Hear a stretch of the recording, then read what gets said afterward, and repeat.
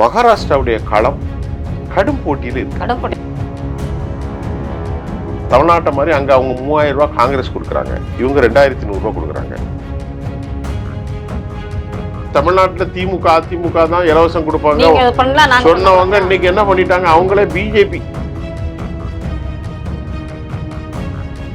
Quality இல்ல. இப்போ எடப்பாடி பழனிசாமியுடைய ஆட்சியில 5000 கோடி சுவாகா.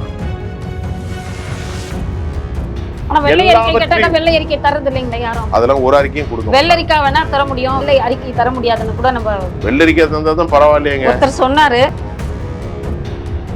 இந்தியா வந்து மோடி வச்சோ பிஜேபி வச்சோ ஆர்எஸ்எஸ் வச்சோ காங்கிரஸ் வச்சோ கிடையாது. இந்தியா இந்தியா தான். அது இந்தியாவுக்கு எந்த அடையாளம் கிடையாது. ஒரு பறையர் வீட்டு பையனை கல்யாணம் பண்ணாதான் ஆணவர் கொலை நடக்கும். அப்ப மக்களுக்கு சாதியில தலித் விரோத மனப்பான்மை அதிகரிக்கிறது.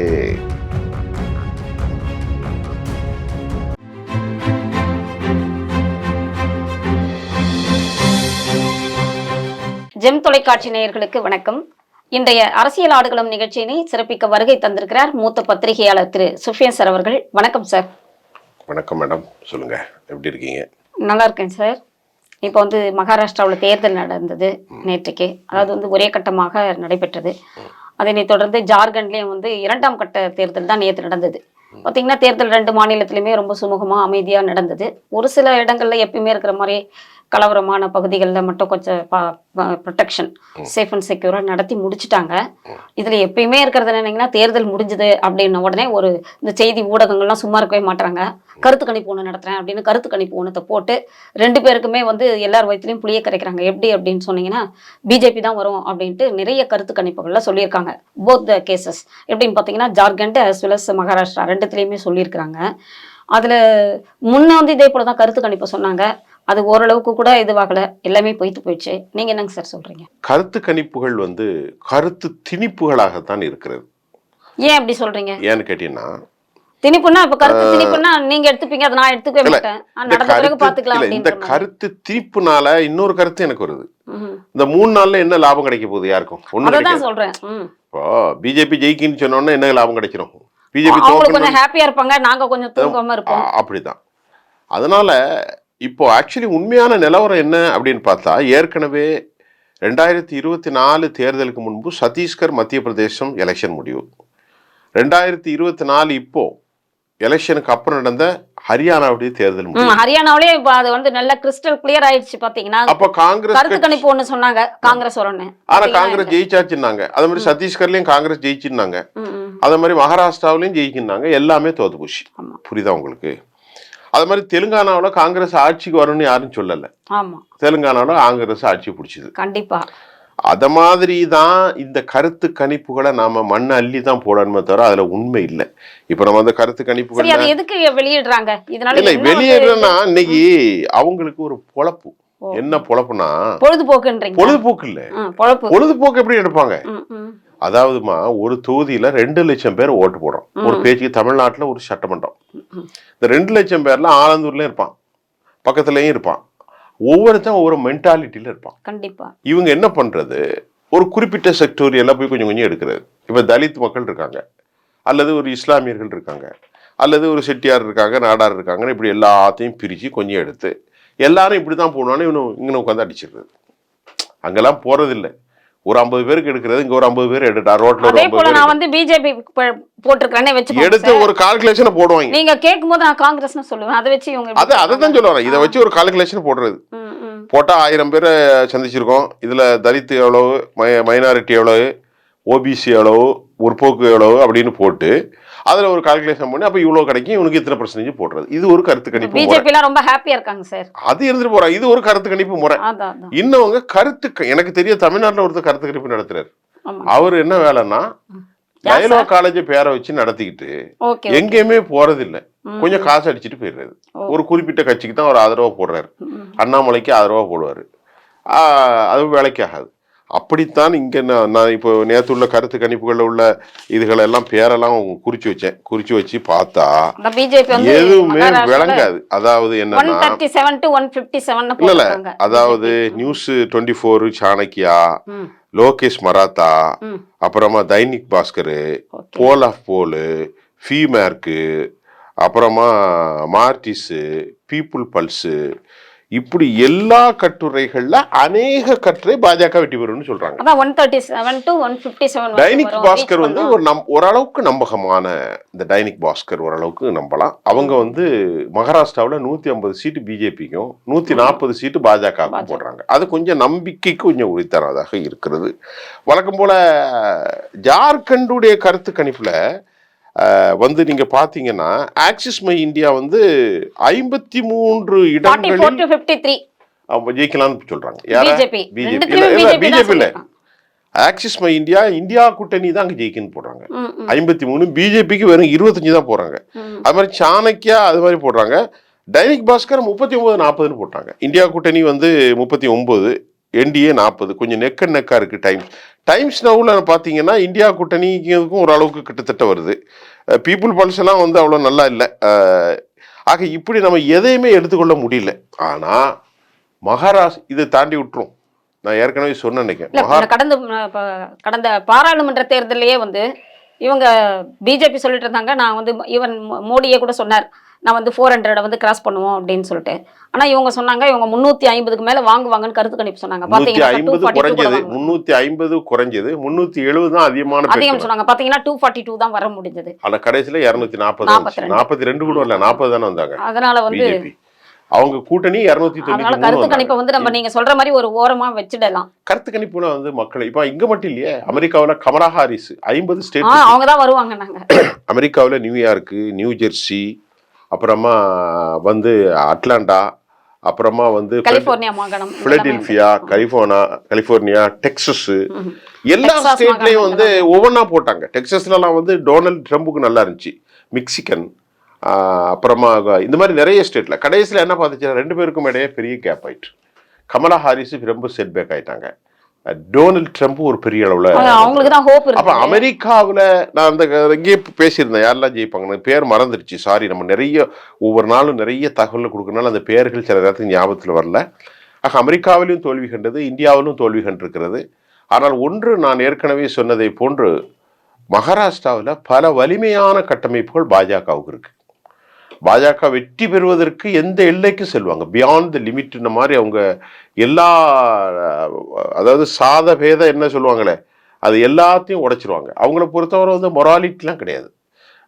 இந்த பார்ட்டி அதெல்லாம் கிடையாது. அரசியல எவனுக்குமே மாரல் கிடையாது. அங்க பாத்தீங்கன்னா அம்பானி வந்து கட்சி எம்எல்ஏ போயிட்டு கூப்பிடுவாங்க எங்களுக்கு வந்து. ஆமாங்க, கட்சி எம்எல்ஏ சும்மா வருவாங்களா, 100 கோடி ரூபா கொடுப்பாங்க. 10 எம்எல்ஏக்கு 1000 கோடி ரூபா வரும். ஒரு 20-30 பேர்னா 3000 கோடி ரூபா வரும். எங்க யாரு காசு, யார் வீட்டு காசு இருக்கு? எல்லாமே இப்படி அடிச்சுதான் கொடுக்கறது. இப்ப மக்கள் வந்து அக்செப்ட் பண்ணிக்கிட்டாங்க. The people mingling with the merge within என்னது bribe, it's a part of the society. They believe that, right? அதெல்லாம் ஒன்றும் பண்ண முடியாது. 10 ரூபா கொடுத்தா தான் வருவான். சும்மா எப்படி வருவான்? அவனுக்கு சம்பளம் கவர்மெண்ட் கொடுக்குது. ஒரு பியூஸ் போடுறதுக்கு 20, 50, 100 ரூபா கொடுத்தா தான் வருவான்னா, பியூஸ் போடுறதுக்கு தானே கவர்மெண்ட் ஆளை வச்சிருக்கு. அவனுக்கு ஒரு அமௌண்ட் கொடுத்து வச்சிருக்காங்களே, அவனுக்கு ஒரு 50. நம்ம வீட்டுக்கெல்லாம் போயிட்டு போடும்போது காசு கொடுக்குறோம்ல நம்ம. அதனால நாம வந்து எக்ஸாக்டா வந்து சொல்ல முடியாது. இந்த தேர்தல் முடிவுகள் வந்து நாளை மறுநாள் நம்ம பார்த்துடலாம். தயவு செய்து நம்ம இந்த இதை வச்சு கருத்து கண்டிப்பா இல்ல வந்துட்ட பிறகு நம்ம ஒரு ஊடகமா இருக்கிறதுனால சரி அதை பத்தி தெரிவிக்கலாம் மக்களுக்கு. இங்க வந்து சிலவங்க யூடியூபர்ஸ்ல உட்கார்ந்துக்கிட்டு சும்மா கொடுக்குற காசுக்கு ஒரு 1/2 மணி நேரம் பேசுறது நமக்கு வேலை கிடையாது. இதை வந்து எதுவும் நான் ப்ரிடிக்ட் பண்ண முடியாது. நான் மகாராஷ்டிராவுக்கு போகவும் இல்லை. செய்திகளை தொகுத்து சொல்றேன். மகாராஷ்டிராவுடைய களம் கடும் போட்டியில இருக்கு. ஏன்னா உத்தவ் தாக்கரே அவருக்கு நல்ல ஒரு ஆளுமை கொண்டவர். ஏன்னா அவர் உடைச்ச பிறகு இப்பதான் நிக்கிறார். இவர் ரொம்ப நல்ல டாப் மோஸ்ட் குவாலிட்டியான ஆளு. சுப்ரியா சூலே அவங்க அப்பா சரத் பவார். அப்போ அவங்க வந்து மராட்டியரை உடைச்சிட்டாங்கன்னு ஒரு கோபம் இருக்கு மோடி மீது. அந்த பக்கத்துல பெரிய வலிமை அஜித் பவார்லாம் ஒன்றும் கிடையாது. சிண்டே பரவாயில்ல ஓரளவுக்கு. பிஜேபி வலுவா இருக்கிறாங்க. ஆர்எஸ்எஸ் பிஜேபிக்கு சப்போர்ட்டா இருக்காங்க. இதோட பணபலம் அங்க நிறைய இருக்கு, அதிகார பலம் நிறைய இருக்கு. ஆக இதெல்லாம் தாண்டி மக்கள் பலம் தான் ரகசியமாக ஓட்டு போடுவாங்க. காசை வாங்கிட்டே ஓட்டு போட மாட்டாங்க. தமிழ்நாட்டை மாதிரி அங்க அவங்க 3000 ரூபாய் காங்கிரஸ் கொடுக்குறாங்க, இவங்க 2100 ரூபா கொடுக்குறாங்க. 2100 அப்புறம் 2500 வந்தது. சரி பரவாயில்ல. அப்ப அதுல கூட 700 ரூபாய் 800 ரூபாய்க்கு ஓட்டு போடுறவங்க இருக்காங்க, கொஞ்சம் பேர் போடுவாங்க. இப்ப இவன் வந்து 2 தான் தர்றான், அவன் வந்து 3 ரூபா கொடுக்கான். இதுல நீங்க அந்த வாக்கு சதவிகிதம் பாத்தீங்கன்னா லேடிஸ் நிறைய போட்டிருக்காங்க. 55% மேல போயிருக்கு. ஏன்னா 3000 வரும், 2500. பரவாயில்ல, 3000 ரூபாய் மாசம் வந்துச்சுன்னா எவ்வளவு பெரிய விஷயம். 3000 ரூபாய் சும்மையா. அதனால அதுக்கு மொத்தத்துல என்னை பொறுத்தவரை ஒரு ஸ்ரீலங்காவுடைய ஒரு அனலைஸ் பண்ணேன். அனுரா குமார திசாநாயகை பத்தி நம்ம இதுல போட்டேன். அது பெரிய அளவுல மக்கள் பார்க்கல. அந்த பாலிசி எனக்கு ரொம்ப பிடிக்குது. ஃப்ரீபீஸுங்கிறதுனால என்ன லாபமும் இல்லை மேடம். இப்போ ஒரு 1000 ரூபா கொடுக்கறதுனால அந்த 1000 ரூபா வச்சு என்ன பண்றாங்க, நீங்க எல்லா பொருட்களும் ஓய்ந்து போகுது. இப்ப நீங்க பாத்தீங்கன்னா மின்சார கட்டணம் 3000 ரூபாய் கட்டுறவங்களுக்கு 500 யூனிட்டுக்கு மேல போச்சுன்னா வீட்டு வரி விஷத்த மாதிரி, அதாவது நாகப்பாம்பு கொட்டினா எப்படி பாடியில ஏறுமோ அப்படி ஏறி இருக்கு. தமிழ்நாட்டுல எந்த ஒரு விஷயம் இல்லை. அதனால ஃப்ரீபீஸ் வந்து தேவையே இல்லை. ஃப்ரீபீஸ் போடனா எதுக்கு போடலாம்னா உணவு கொடுக்கறதுக்கு போடலாம். இப்ப ரோட்ல அம்மா உணவகம், அது வந்து ஃப்ரீபீஸ் கொடுக்கலாம். அது வந்து பாவம், பசியில சாப்பிடுவோம். 2 சாப்பாடு யாரும் சாப்பிட. மருந்தகங்கள் கூட சொல்லலாம். மருந்தகம் உயிர் காக்கும். மற்றது இதெல்லாம் தேவையில்லாத விவகாரம். அவன் சம்பாதிச்சு அவன் வாங்குவான். இதுக்கு தான் வந்து இப்போ இதை ஃபாலோ பண்ணி இந்த திராவிட கலாச்சாரத்தை, திராவிடியன் கலாச்சாரம் ரொம்ப ஒஸ்ட்ன்னு சொன்னவங்கலாம் இன்னைக்கு திராவிட கலாச்சாரத்தை ஒஸ்ட்ன்னு சொன்னாங்க. அவங்க இது கொடுக்குறாங்க இலவசங்கள். நாங்க இப்போ அந்த மாநிலங்கள்ல எல்லாமே வந்து எல்லா கட்சியுமே இறங்கிட்டாங்களா? நான் இதை அதைத்தானங்க சொல்றேன். தமிழ்நாட்டுல திமுக அதிமுக தான் இலவசம் கொடுப்பாங்க சொன்னவங்க இன்னைக்கு என்ன பண்ணிட்டாங்க, அவங்களே பிஜேபி இலவசங்களை கொடுக்காத, மானியத்தை ரத்து பண்ணு சொல்லக்கூடிய, சப்சிடியை ரத்து பண்ணு சொல்லக்கூடிய பிஜேபி தான் இன்னைக்கு 2500 ரூபா கொடுக்குறாங்கன்னு நீங்க சொல்றீங்க. காங்கிரஸ் கொடுத்துக்கிட்டு இருக்காங்கன்னு நான் சொல்லிட்டு இருக்கேன். அதனால தேர்தல் வாக்குறுதியாவிலே வீசி இருக்காங்க. வீசலாமே, யார் கொடுக்க போறா? இப்போ கர்நாடகாவில் சிவகுமார் வந்து என்ன சொல்றாருன்னா, நாங்கள் ஆட்சிக்கு வந்தா 2000 ரூபாய் நம்ம கொடுப்போம்னு சொன்னாரு சித்தராமையா. இப்போ என்ன சொல்றாங்க, மோஸ்ட்லி வந்து நிறைய பேர் பஸ்ல போறவங்களுக்கு வந்து ஃப்ரீ பஸ் தேவையில்லைன்னு சொல்றாங்க. அதை கொஞ்சம் யோசிக்க வேண்டி இருக்குங்கிறாரு. நீ தான் ஃப்ரீ பஸ் கொடுத்தா, நீ தான் மாசம் 2000. கேள்விப்பட்டனால கர்நாடகா இவங்க சிட்டிசன், கர்நாடக மாநில பெண்களுக்கு மட்டும்தான் அப்படின்னாங்க. இப்போ நான் போறேன்னா எப்படி அவங்க அதை ஐடென்டிஃபை? அது தெரியல. அது கர்நாடக பெண்களுக்கு, அது அந்த நாட்டில் அந்த ஸ்டேட்ல எப்படி இருந்துச்சு. ஆக மொத்தத்துல ஃப்ரீ பீஸே தேவையில்லை. நாட்டில் வந்து டெவலப் பண்ணலாம். அதாவது சபர்பன்லேயோ மற்ற இடங்கள்லாம் மேனுஃபேக்சரிங் டைனி ஹப்பை உருவாக்கி மக்களுக்கு வேலை வாய்ப்பு கொடுத்து அதை சரி பண்ணணும்.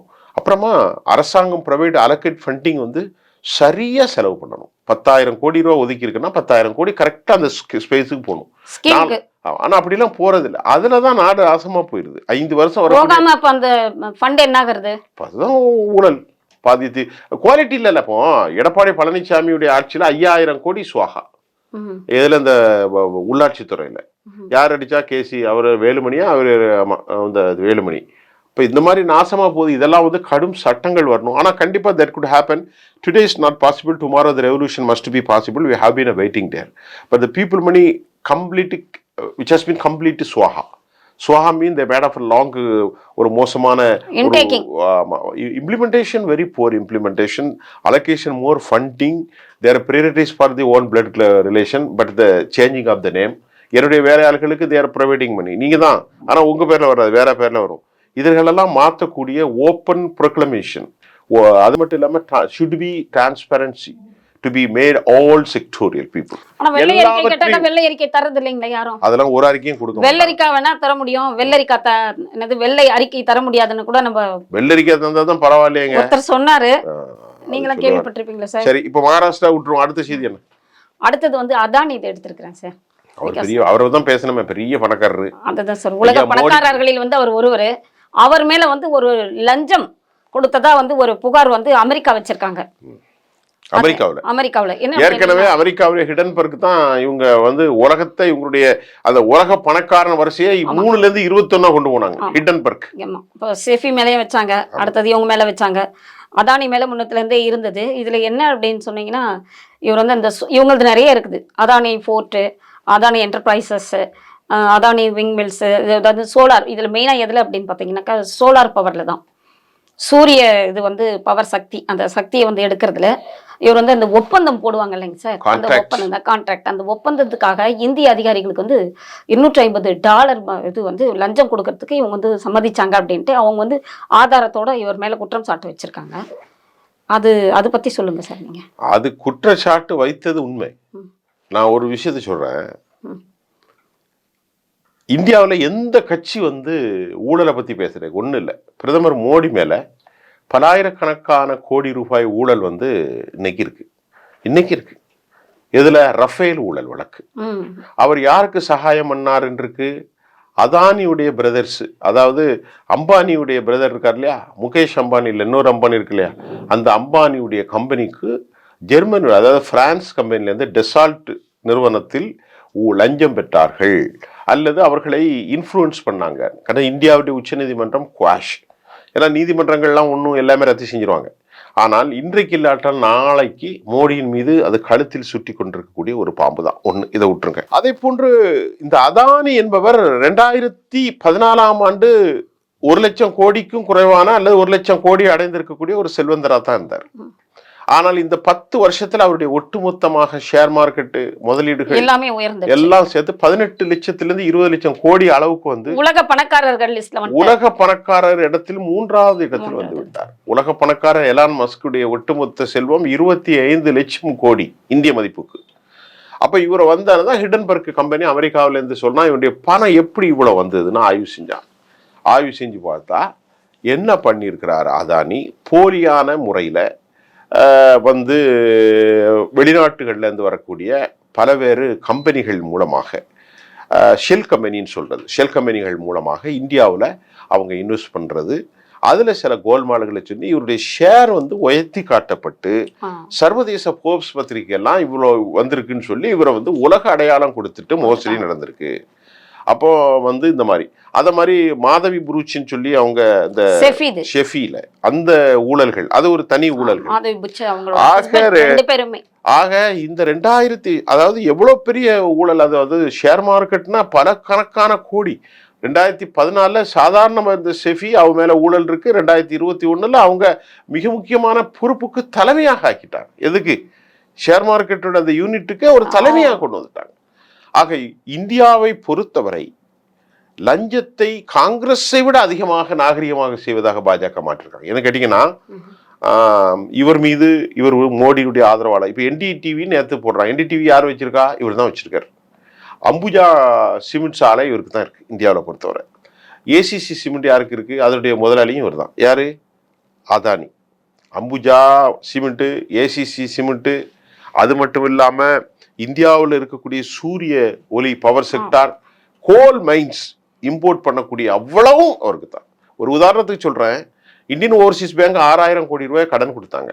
ஃபிளைட்ல போயிட்டு உலகத்தில் நஷ்டத்தில் போட்டக்கூடிய ஆஸ்திரேலியாவுடைய ஒரு கோல் மைன்ஸை இவருக்கு கொடுத்தாங்க. ஆஸ்திரேலியா நஷ்டத்தில் அடைந்த ஒரு கோல் மைன்ஸை இந்தியாவுடைய ஓவர்சீஸ் பேங்க் 6000 கோடி கடன் கொடுத்து இவர் எடுத்திருக்காருன்னா இவர் எவ்வளவு பெரிய வல்லமை. தமிழ்நாட்டில் சரக்கு கொடுத்த இந்த கோல் மைன்ஸ்ல ஏகப்பட்ட அந்த நிலக்கரியில ஊழல்.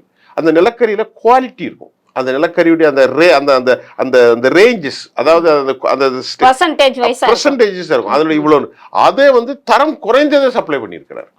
ஆக அவர் ஒரு பக்க அரசியல்வாதி. குஜராத்திகள் ரொம்ப நீங்க பாருங்க, மோடி குஜராத்தி. அதிக விமர்சனத்தை இப்ப மராட்டிய தேர்தல்ல ஒரு அதிக தாக்கத்தை ஏற்படுத்துற குஜராத்திகள் தான் இந்த நாட்டை ஆள வேணுமா? மோடி அவர் தான், அம்பானி அவர் தான், அப்புறம் அதானி குஜராத்தி, அமித்ஷா குஜராத்தி, எல்லாரும் குஜராத்தி தான். அமெரிக்காவில் அதிகமாக பிஸ்னஸ் பண்றவங்க குஜராத்தி. இங்க இருந்து கருவேப்பில இருந்து முருங்கைக்காய் வரையும் கொண்டு போயிருவாங்க. உசிலம்பட்டியில் விளையக்கூடிய இளந்த பழம் இருக்கு பாருங்க, அது வரைக்கும் கொண்டு போய் வியாபாரம் பண்ணுவாங்க. டெக்னிக்கலான ஆட்கள். அப்படிப்பட்ட அதானியை தான் தன் கைவசம் வைத்திருக்கிறார் மோடி அவர்கள். அதானி மோடிக்கு ஒரு மிகப்பெரிய அளவுல சப்போர்ட்டர்னா ராகுல் காந்தி சொல்லிருக்காங்க. அவங்க 2 பேரும் நெருங்கிய ராகுல் காந்தி வெளிப்படையாவே சொல்லிருக்காங்க. ராகுல் அவங்க எல்லாத்தையும் கொடுப்பாங்க. காங்கிரஸ் கட்சிக்கும் இது கொடுப்பாங்க. காங்கிரஸ் கட்சி ஆட்சிக்கு வந்துட்டா டக்குன்னு உள்டாவா அங்க போயிருவாங்க. அரசியல் கட்சி நான் என்ன சொல்றேன், பிஜேபி காங்கிரஸ்ன்னு சொல்லல, பொதுவாக ஆட்சி கையில வந்துச்சுன்னா அதிகாரத்துவம்சம் நடக்கும். இந்த 10 வருஷம் தாண்டி 2+ல ரொம்ப அதிகாரத்துவம்சம் நடந்துகிட்டு இருக்கு. அமெரிக்கா அதை சொல்லி இருந்தாலும் கூட அது கொஞ்ச நாள்ல பேசும் கதைகளாக மறந்து போகுது. இப்போ ஹிண்டன்பர்க் சொன்னாங்க, நடவடிக்கை எடுக்க முடியாது. என்ன நடவடிக்கை எடுத்தாங்க? ஹிண்டன்பர்க் சொன்னாங்க. உடனே சொன்னாங்க மோடி எல்லாரும் ஒரு தனி மனித மேல ஊழல் குற்றச்சாட்டு போட்டா இந்தியாவுல மோடி குற்றம் நிரூபிக்கப்பட்டு அதுக்கு தண்டனை கொடுத்தா பின்னாடி வரவங்களுக்கு ஒரு பயம் இருக்கும். ஒரு தனி மனிதன் மீது, ஒரு தனி மனித கார்ப்பரேட் MNC கம்பெனி மீது அமெரிக்காவுடைய ஹிண்டன்பர்க் அவங்க நல்லவங்கன்னு சொல்லல, அவங்களும் மோசடி தான். அவங்க சொல்லியிருக்காங்கன்னா அவங்களும் பார்க்குற விட்டு போட்டு மோடி கவர்மெண்டோ இங்க உள்ளவங்க பிஜேபி காரன் சொல்றாங்க இந்தியாவுடைய புகழை கெடுப்பதற்காக அதானி மீது பாராளுமன்றத்திலேயே கூட இல்ல நான் சொல்லி முடிச்சிடறேன். இந்தியாவுடைய புகழை கெடுப்பதற்கு இந்தியாவுடைய புகழை கெடுக்கல அவங்க அதானிங்கிற கம்பெனி சீட்டிங் கம்பெனிங்கிறதான் சொல்ல வந்தாங்க. ஹிடன்பர்க் இந்தியாவுடைய புகழை அவங்க எல்லாம் கெடுக்கல. இந்தியாவுடைய புகழை எவருமே கெடுக்க முடியாது. இந்தியா இயற்கையான புகழுடைந்த ஒரு கலாச்சார பெருமை மிக்க ஒரு விட்டு கொடுக்கும் ஒரு தேசம். இந்தியா மோடியை வச்சோ பிஜேபி வச்சோ RSS வச்சோ காங்கிரஸ் வச்சோ கிடையாது. இந்தியா தான். அது இந்தியாவுக்கு எந்த அடையாளம் கிடையாது. அதனால அமெரிக்காவில் இருக்கக்கூடிய ஹிடன்பர்க் நிறுவனம் அது ஒரு பெரிய ஆய்வுல நம்ம இன்னொரு நாள் போடுவோம். அதை சொன்னதுக்கு இவங்க அவருக்கு முட்டு கொடுக்க வேண்டியது தேவையில்லை. முட்டு கொடுக்குறாங்க. முட்டு கொடுக்குற பத்தி ஒன்றும் தேவையில்லை. ஒரு காலம் இன்று இல்லாவிட்டால் நாளை நீதி உண்மை பெறும். அப்ப நம்ம பார்த்துக்கணும். எல்லா ஊழல்களும் வெளியே வரும். அன்னைக்கு நம்ம பார்த்துக்கலாம். அது வரைக்கும் பொறுமையா இருக்கும். என்னன்னு சொன்னீங்கன்னா தமிழகத்துல நேற்றைய தினம் மட்டுமே 2 கொலைகள். ஒரு ஆசிரியர் கொல்லப்பட்டிருக்கிறார். இன்னொரு ஒரு வழக்கறிஞர் தஞ்சாவூர்ல ஓசூர்ல கொல்லப்பட்டிருக்கிறாங்க கத்தியால குத்தி. இந்த வன்முறைகள் தமிழ்நாட்டில் அதுவும் பட்டப்பகல நடக்கிறது ரொம்ப வருத்தமாகவும் இருக்குது. ஒரு மாதிரி சட்டம் ஒழுங்கு எப்படி அவங்களுக்கு தக்க நடவடிக்கைகள் கடுமையாக்கலையா என்னன்னு தெரியல. நீங்க சொல்லுங்க சார். அதாவது இதுல 2 ஆஸ்பெக்ட்ல பார்க்கணும். கண்டிப்பா சார். ஒன்று சட்டம் ஒழுங்கு. சட்டம் ஒழுங்கு நம்ம ஒரு பக்கம் விட்டுரும். அது எப்பவுமே பேசிக்கிட்டே இருக்கோம். சட்டம் ஒழுங்கு நான் சொல்ற தண்டனைகள் நிறைய இல்ல சட்டம் ஒழுங்கு என்னன்னா இப்போ கடுமையான தண்டனை ஒரு விஷயத்த நம்ம பேச மறந்துட்டோம். 65 பேர் செத்ததுக்கு CBCID கையில ஒப்படைக்கணும் நேற்று கோர்ட்டு கொடுத்துட்டாங்க. கள்ளக்குறிச்சி விவகாரம் இன்னைக்கு அது நேற்று தொலைக்காட்சிகள்ல எல்லாருமே விவாதம் போட்டாச்சு. அப்போ 65 பேர் கள்ளச்சாராயம் காய்ச்சறான், மலையில இருந்து பண்றான். அவன் விஷச்சாராயம், இது சாராயம் இல்ல, இது நம்ம மெத்தனால இத்தலி ஸ்பிரிட்டை கொண்டு கொடுத்து குடிக்க வச்சுட்டான். காய்ச்சப்பட்ட இப்போ உயிரிழந்தவன் ராவாவே அப்படியே கொடுத்திருக்காங்க. உயிரிழந்தது கண் இல்லாதவன் கண் இல்லாம போயிட்டான். அது முடிஞ்சது. இப்போ அது CBI வந்தாலும் ஒன்றும் நடக்க போறதில்லை. 2வது விவகாரம் என்னவென்றால் இன்றைக்கு கள்ளக்காதல்கள் அதிகரிக்கிறது. இதெல்லாம் என்ன அந்த ரமணிங்கிற அந்த பெண்ணை மதன்குமார்னு ஒரு பையன் கொலை பண்ணியிருக்கான். அது வகுப்பறையில இல்ல ஆசிரியர்னாலும் அவங்க 2 பேருக்கு இடையில லவ் இருந்துச்சா. இன்னைக்கு செய்தியில அவங்க வீட்டில் சொல்லி பரஸ்பரம் 2 பேரும் குடும்பத்தோட திருமணம் நடத்துவதற்கு முயற்சி செஞ்சுருக்கிறாங்க. இந்த பையன் இந்த மதன்குமாருங்கிற பையன் சிங்கப்பூருக்கு போயிட்டு வந்திருக்கான். அதுக்கப்புறம் அவங்களுடைய ஃபேமிலி, இந்த ரமணி ஆசிரியருடைய ஃபேமிலி அவங்க இன்ட்ரெஸ்ட் காட்டலை இந்த கல்யாணத்தில். அப்புறம் அந்த பொண்ணுகிட்ட போய் கேட்டிருக்கான். கடைசியில் அந்த பொண்ணு என்னை தவறாக திட்டி விட்டா போல, திருமணம் இல்லைன்னு. எல்லாருக்கும் முன்னாடி தான் கத்தியை வச்சு குத்திருக்கான். இதுதான் உண்மை நடந்தது. ஒரு பள்ளி ஸ்கூல் கிளாஸ் ரூம்ல ஸ்டாஃப் ரூம்ல போய் பண்ணாங்க. இப்போ என்ன மேட்டர்னா மருத்துவமனையில ஒரு டாக்டர் போயிட்டு நேரா போய் பண்றாங்க. மருத்துவமனை பள்ளிகள்ல பாதுகாப்பு இல்லையா? இன்னைக்கு என்னன்னா செக்யூரிட்டி போடலையா? இன்னைக்கு 2 விஷயம் இருக்கு. ஒன்னு டாக்டர் பாலாஜியுடைய கொலை முயற்சி. அந்த கொலை முயற்சியில இதே மாதிரிதான் அவங்க அம்மாவுக்கு லங் கேன்சர் நிமிஷத்துக்கு ஒருக்க ஸ்ப்ரெட் ஆகும். பிளட் கேன்சர் மாதிரி உள்ளது. நீங்க சரியா பார்க்கல, அதனாலதான் எங்க அம்மாவுக்கு இந்த நிலைமை வந்துருச்சு அப்படின்னு சொல்லிட்டு டாக்டரை குத்தி கொலை முயற்சி. ஒண்ணு. 2வது இது ஆசிரியர் பணிக்கான விவகாரம் அல்ல. இது தனிப்பட்ட ரமணி அப்படிங்கிறது. என்னன்னா இன்றைக்கு எல்லாருமே ஒரு ஆன்சைட்டி உருவாயிட்டாங்க. அமெரிக்காவுடைய முதல்ல டாக்டர் ஜிக்மண்ட் ஃப்ராய்டு அவர் தான் இதை பத்தி கண்டுபிடிச்சார். என்ன கண்டுபிடிச்சார்னா உளவியல் ரீதியாக சில சேட்டைகள் மக்களுக்கு ஏற்படுது. இதுக்கு 2 அர்த்தங்களை மருத்துவத்தில் சொல்றாங்க. ஒன்று டிப்ரெஷன், இன்னொன்று மேனிக். டிப்ரெஷன்னா எப்பவுமே சோர்வடைந்த நிலையில மனிதன் இருப்பான். மேனிக் என்பது அவனை டிகரிங் பண்ண ஆயிரும். இந்த விவகாரத்துல மேனிக் ஆயிருக்கான். அவன் எப்படி மேனிக் ஆயிருக்கான்னா தான் இழிவுபடுத்தப்பட்டதாகும் அல்லது அளவு கடந்த முறையில இந்த ரமணி அவன் நேசிச்சிருக்கணும். நேசிக்கப்பட்ட ஒரு பெண்மணி காதலுங்கிற வலையில அவனை வீழ வச்சு கடைசியில 2 குடும்பங்களும் ஒத்துழைப்பு வந்த பிறகுதான் அவன் நீ எனக்கு இல்லாதவள் உனக்கு நீ யாருக்கு இருக்கக்கூடாதுங்கிற முடிவுக்கு வந்துட்டான். இப்போ கடந்த காலங்களில் இது இருந்துச்சானா கடந்த காலங்களையும் உலகம் ஆரம்பித்த காலத்திலே இந்த பழிவாங்குதல், குத்துதல், வெட்டுதல், கொலைகள், ஒருதலை காதல்கள் நடக்கத்தான் செஞ்சு. அன்றைக்கு ஊடகங்களின் தாக்கங்கள் இல்லை, நமக்கு செய்திகள் வரல. இல்ல சார், அப்ப கூட இந்த அளவுக்கு நடந்ததே இல்லைன்னு நான் சொல்றேன் சார். நடந்திருக்கு, இது மாதிரி நடந்திருக்கு. பட்ட பகல்ல நடுரோட்டில் வெடிப்போம். ஆணவ கொலை நடக்கல. இப்ப ஆணவ கொலை எப்படி நடக்கு? ஒரு நிமிஷம். தமிழ்நாட்டில் ஆணவ கொலை இப்போ ஒரு முதலியாரோ ஒரு பிராமினோ கல்யாணம் முடிச்சுட்டா ஆணவ கொலை நடக்காது. ஒரு புள்ளமாரோ அல்லது ஒரு செட்டியாரோ கல்யாணம் பண்ணால் ஆணவ கொலை நடக்காது. நல்லா கவனிங்க. ஒரு வன்னியரோ ஒரு புள்ளமாரோ கல்யாணம் பண்ணால் ஆணவ கொலை நடக்காது. ஒரு பறையர் வீட்டு பையனை கல்யாணம் பண்ணால் தான் ஆணவ கொலை நடக்கும். அது நல்லா கவனிக்கணும். அப்போ மக்களுக்கு சாதியில் தலித் விரோத மனப்பான்மை அதிகரிக்கிறது. இப்போ நான் பட்டப்பகலில் வெட்டினாலாங்க உசிலம்பட்டியில் என்ன வெட்டினா, நீ என்னடா பறையர் வீட்டில் போய் கல்யாணம் பண்ணியிருக்கா, நமக்கு எவ்வளோ அசிங்கம், அப்படி ஒரு லெவலில் கொண்டு வந்துட்டான். நான் மட்டும்தான் டிவியில் இதெல்லாம் பேசிக்கிட்டு இருக்கேன். புரியுதா உங்களுக்கு? அப்போ சமூகத்தில் என்னாச்சு, சாதிய வெறுப்பு. அப்போ நமக்கு என்னடா இப்படி ஆயிட்டோம், இந்த மாதிரி பதட்டம், வாழ்க்கை முறை, திரைத்துறை கேவலப்படும். இந்த ராத்திரிலேருந்து பகல வரைக்கும் சினிமாவை போட்ட அந்த சன் டிவி குரூப் தான். சினிமா சீரியல்ல போய் பாருங்க, சீரியல்ல தான் சொல்ல வர, சினிமா ரொம்ப இந்த சீரியல்ல அவ அத்தைக்காரி, அவதான் ஒரு பொம்பளைக்கு வில்லியா காட்டுறது. எல்லா சினிமாலையும் பொம்பளை தாங்க வில்லையா காட்டுறான். அப்ப இவனும் கலாநிதி மாறன்ல இருந்து தயாநிதி கல்யாணம் ஆயிட்டு இருக்கிறவங்களை போயிட்டு குடும்பத்தை போய் கெடுக்கிறதுக்கு பாக்குறாங்க. அவர் கல்யாணம் ஆகி ஃபேமிலியோட இருக்கிறாரு. அவரை இவங்க கல்யாணம் பண்ணிக்கிறதுக்கு பொம்பளைய எப்படி ஆட்டைய போடுறதுன்னு சொல்லி கொடுக்குது டிவி. இது மாதிரி நல்லா கவனிங்க. அவ அமைதியா இருப்பா, இவர் அன்பு செலுத்துவார். இதெல்லாம் சொல்லி கொடுக்குது யாரு, கள்ளக்காதல். நைஸா அப்ரோச் பண்றது, ஏமா வாங்கலாம் டீ குடிப்புமே. இந்த மாதிரி சமூக கேடுகள் அதிகரிக்கிறது. சமூக கேடு அதிகரிச்சு போச்சு. ஒண்ணு மதத்துல ஓவரா போயிடுறான், இல்லைன்னா இந்த மாதிரி விஷயம். இன்னொரு காரணம் மிங்கிலிங் சொசைட்டி. மக்கள் அனைவரும் இணைந்து வாழ்றான். நகர்ப்புறங்கள்ல காதல் மலிஞ்சு போகுது, திரைப்படங்கள்ல காதலுக்கு எல்லை இல்லை. இப்படிப்பட்ட கலாச்சார சீரழிவுகள் தான் கள்ளக்காதலும் படுகொலைகளும் அதிகரிப்பதற்கு காரணம். அது மட்டும் இல்லாம சாதிய ஆவரம், சாதிய முறைமைகள், மத துவேஷங்கள் அரசியல்வாதிகளால் தூண்டுவிக்கப்படுகிறது. நம்ம கொஞ்ச நாள் தான் அந்த உலகத்துல வாழ போறோம். தொலைக்காட்சியின் மீது சொல்றோம், நீங்கள் பிறப்பால் ஒரு மதமோ ஒரு சாதியோ இருங்க. மதமும் சாதியும் உண்மை கிடையாது. சத்தியமா மனிதன் அனைவரும் ஒரே மூலம்தான்.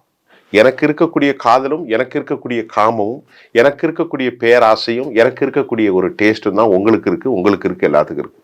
காதல் என்பது அனைவருக்குமானது. மதம் சாதி என்பது பொய். மனிதர்கள் அனைவரும் தாய் தந்தையால் தாம்பத்தியத்தின் மூலமே பிறக்கிறார்கள். அவர்கள் வாழக்கூடிய சூழல் தான் அவர்களை நல்லவர்களாகவும் கெட்டவர்களாக இருக்கும்.